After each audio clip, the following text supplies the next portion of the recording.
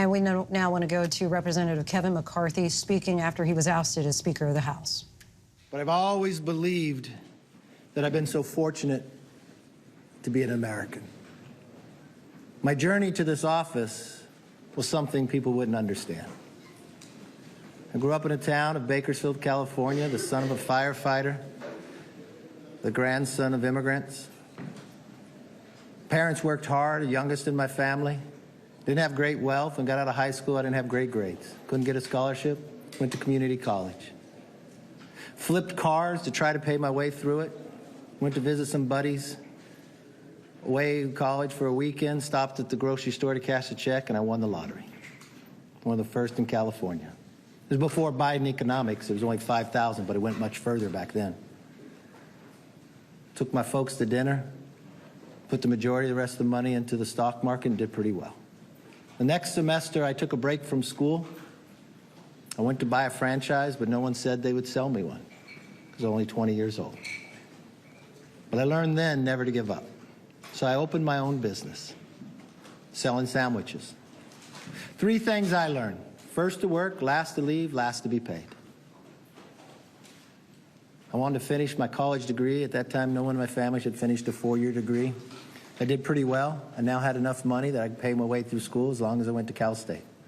So I sold my business, going to school. I opened up the local paper and said, be a summer intern in Washington, D.C. with my local congressman. I did not know this man, but I thought he'd be lucky to have me, so I applied.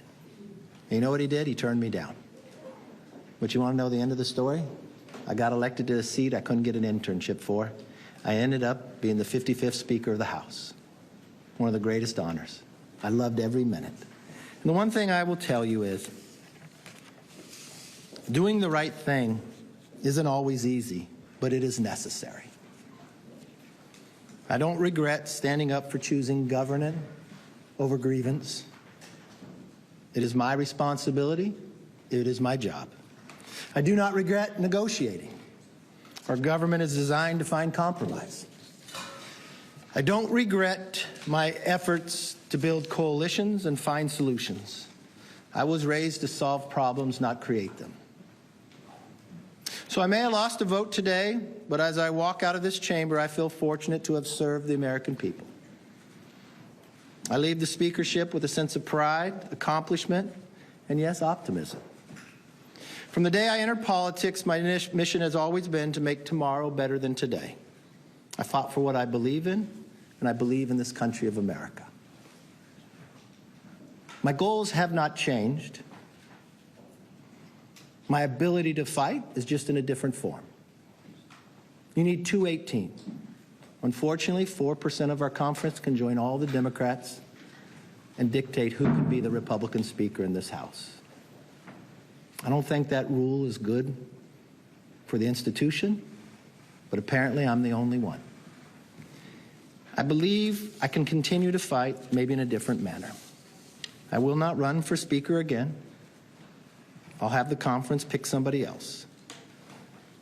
I hope you realize that every day I did the job, regardless whether you underestimated me or not, I wanted to do it with a smile. I grew to enjoy you, even on your toughest days and your questions. I could always tell what day it was based upon your question. Monday, you would ask if I could pass the bill. Tuesday was whether the rule would pass. Wednesday was the greatest challenge ever to my speakership. And Thursday, when we passed the bill, you didn't think it was a very big deal.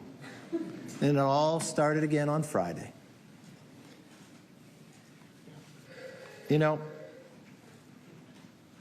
I wouldn't change a thing. I do believe, I got a new portrait in there too of Teddy Roosevelt.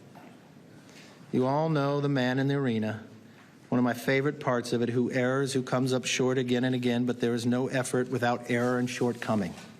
Who spends himself in a worthy cause, who knows the triumph of high achievement, and if he fails, at least he fails while daring greatly. I always like to take a risk. Saturday, I took a risk for the American public. Regardless what anybody says, no one knew whether that would pass. The Democrats didn't want that bill. Yes, they pull a fire alarm. Yes, they do their conga line. Yes, they wanted to delay. But it was all for the American people. I could not look the troops in the eye and say I would not pay them. For those who spoke on the floor, I thank them for their positive talks. I don't know what those who voted against and said there was some deal, they were never a part of any deal. For those who said about what we accomplished, I'm proud of what we accomplished. From the Parents' Bill of Rights to our energy bill. But if they want to hold me liable because the Senate didn't take it up or the President didn't take it up, that's politics, for what I know. But the one thing I do know, this country is too great for small visions of those 8. To any child that are listening and who are coming to visit the Capitol, this is a place I want you to visit. I liked opening the Capitol back up again. I liked taking away the metal detectors. I liked committees being able to work. I liked people being able to visit. I hope you liked being able to be back in. I think it was important that members actually show up to work as well. You know, to paraphrase Lou Gehrig, he said, I might have been given a bad break, but I truly still consider myself to be the luckiest man on the face of the earth. There's no other country that you could rise to be the 55th Speaker, not get an internship, and be able to fight for the American public. So it was my greatest honor to be able to do it. I loved my conference well. I loved to be able to ability. I've been a part of the leadership team for quite some time. We won 2 majorities. As leader, I'm proud of the fact we only gained races, only gained seats. I'm proud of the fact as a Republican leader, we elected more women. We elected more minorities. We expanded the base. I'm proud of the fact that for the 5 years I was leader, 2 election cycles, we gained 5 more seats in California, 5 more in New York. We won in places no one thought we could win. The same thing, you would underestimate me. You always said we'd lose each time around. We kept gaining. I intend to make sure that we gain and keep the majority in the next cycle as well. Hi, everyone. George Stephanopoulos here. Thanks for checking out the ABC News YouTube channel. If you'd like to get more videos, show highlights, and watch live event coverage, click on the right over here to subscribe to our channel. And don't forget to download the ABC News app for breaking news alerts. Thanks for watching.